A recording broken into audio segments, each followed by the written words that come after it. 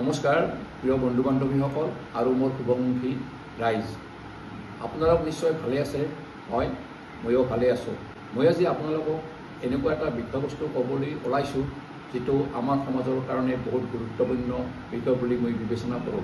আমি যেতিয়া চিকিৎসা সেৱা আগবঢ়াওঁ তেতিয়া আমি দেখোঁ যে কিছুমান ৰোগী আধা ৰাস্তাতে মৃত্যুমুখত পৰে আৰু কিছুমান খুব চিৰিয়াছ কণ্ডিশ্যনত আমাৰ হস্পিটেললৈ আহি পৰে বা আমাৰ চেম্বাৰলৈ আহি পৰে। তেতিয়া বহুত দেৰি হৈ যায়। গতিকে মই ভাবিছোঁ যদি সাধাৰণ জনতাৰ মাজতো ৰোগীৰ সম্বন্ধে ৰোগ সম্বন্ধে কিছু প্ৰাথমিক জ্ঞান দিব পৰা যায় তেতিয়াহ'লে ৰোগীৰ মৃত্যুৰ হাৰ হয়তো কিছু পৰিমাণে কমিব পাৰে। সৰ্বসাধাৰণৰ মাজত জ্ঞানৰ প্ৰয়োজনীয়তা বোলতে সাধাৰণতে একেটা কথাৰ ওপৰত গুৰুত্ব দিব লাগে। নাম্বাৰ 1, ৰোগীজনক জৰুৰীকালীন অৱস্থাত যিমান পাৰি পজিটিভ মনোভাৱেৰে সঁহাৰি দিবলৈ সক্ষম হ'ব লাগে। ৰোগীজনক জীৱন ৰক্ষা কৰিবলৈ যিমান পাৰি পৰ্যাপ্ত পৰিমাণে সহায় কৰিব লাগে। চিকিৎসক বা চিকিৎসাকৰ্মী আহি নোপোৱালৈকে ৰোগীজনক যিমান পাৰি ক্ষতি নোহোৱাকৈ সহায় কৰিব লাগে।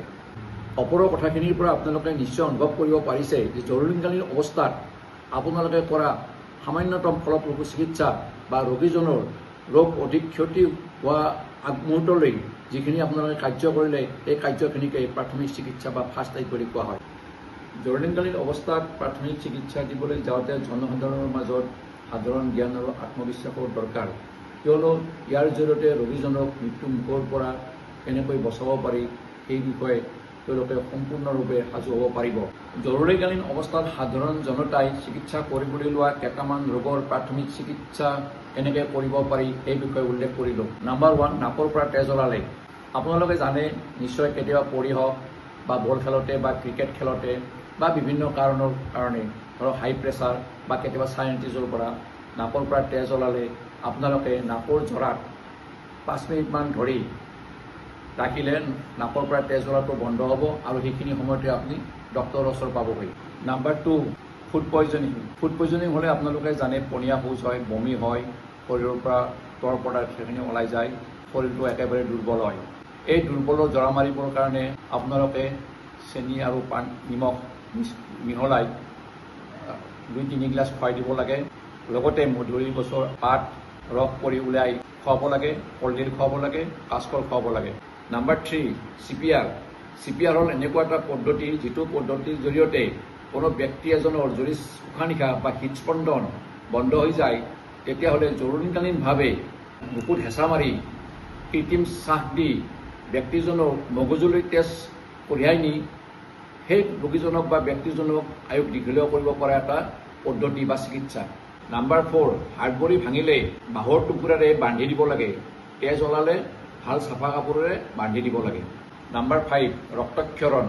শৰীৰৰ কোনো অংশত যদি কাটি যায় তেতিয়া কাটা অংশই ৰক্তক্ষৰণ হয়, তেতিয়া লগে লগে তাৎক্ষণিকভাৱে এই কাটা অংশত ভাল চাফা কাপোৰেৰে বান্ধি চিকিৎসালয় নিব লাগে। নাম্বাৰ 6, জীৱ জন্তুৱে কামুৰিলে, বিশেষকৈ পোহনীয়া কুকুৰ মেকুৰীয়ে যদি কামোৰে তেতিয়াহ'লে তৎক্ষণাত চাবোনেৰে ধুই পেলাব লাগে আৰু এণ্টি ৰেবিজ ভেকচিন দিবৰ কাৰণে হস্পিটেললৈ নিব লাগে। নাম্বাৰ 7, জুয়ে পুৰিলে। সাধাৰণতে জুয়ে পুৰিলে পুৰা অংশটো বৰফ বা পৰিষ্কাৰ পানীৰে 1 ঘণ্টামান ৰাখিব লাগে। কিমান অংশ পুৰিছে সেইটোৰ প্ৰতি নজৰ দি ৰোগীজনক হস্পিটেলাইজেশ্যন কৰিব লাগে আৰু এজন অভিজ্ঞ ডক্তৰৰ দ্বাৰা চিকিৎসা কৰাব লাগে। নাম্বাৰ 8, মূৰ্ছা যোৱা। আমাৰ শৰীৰৰ হাৰ্টে যেতিয়া উপযুক্ত পৰিমাণে বা যিখিনি তেজ লাগে সেইখিনি তেজ যদি মগজুলৈ নিব নোৱাৰে বা নিয়াত ব্যৰ্থ হয় তেতিয়া যিকোনো মানুহে মূৰ্ছা যাব পাৰে। এনেকুৱা এটা অৱস্থাৰ সৃষ্টি হ'লে তাৎক্ষণিকভাৱে আপোনালোকে ব্যক্তিজনক বিচনা বা মাটিত শুৱাই দি CPR কৰিব লাগে। যদি চেতনা ঘূৰি নাহে তেতিয়াহ'লে তেওঁক তৎক্ষণাত হস্পিটেলত ভৰ্তি কৰাব লাগে।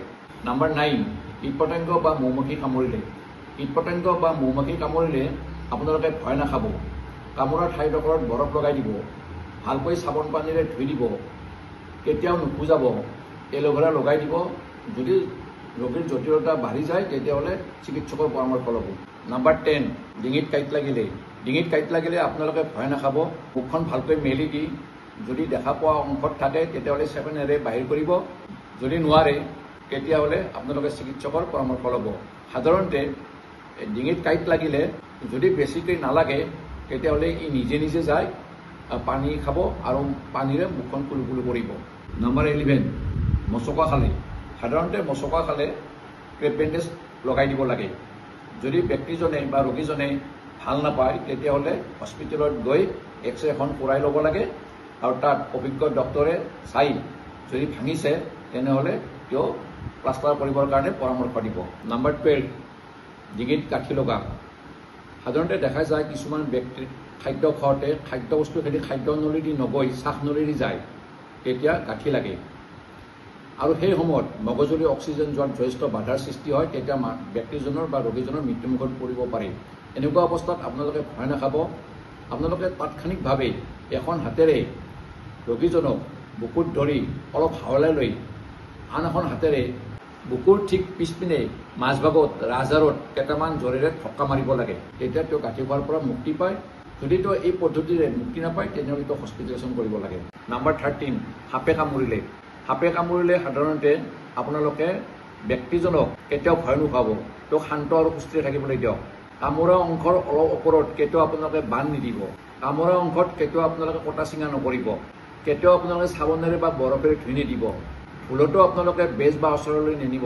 তৎক্ষণাত ব্যক্তিজনক পাৰিলে এণ্টিভেনম দিয়াৰ ব্যৱস্থা কৰক আৰু সেইটো কৰিবৰ কাৰণে আপোনালোকে তেওঁক হস্পিটেলাইজেশ্যন কৰি দিয়ক, য'ত এণ্টিভেনম যথেষ্ট পৰিমাণে পোৱা যায়। প্ৰিয় বন্ধু বান্ধৱীসকল, আজিৰ মোৰ এই ভিডিঅ'টোৰ পৰা আপোনালোকে নিশ্চয় জৰুৰীকালীন অৱস্থাত কেইটামান ৰোগৰ কেনেকৈ প্ৰাথমিক চিকিৎসা সেৱা আগবঢ়াব পাৰি সেই বিষয়ে এটা আভাস পালে। আৰু বাস্তৱ জীৱনত যদি আপোনালোকে চবে মিলি এইটো কাৰ্যকৰী কৰিবৰ কাৰণে সক্ষম হয় তেতিয়াহ'লে এখন সুস্থ আৰু সবল সমাজ গঢ়ি উঠিব আৰু ইয়ে আমাৰ সমাজখন আগবঢ়াই নিয়াত যথেষ্ট সহায় কৰিব। আজিৰ ভিডিঅ'টো ইমানেই আছিল। নমস্কাৰ।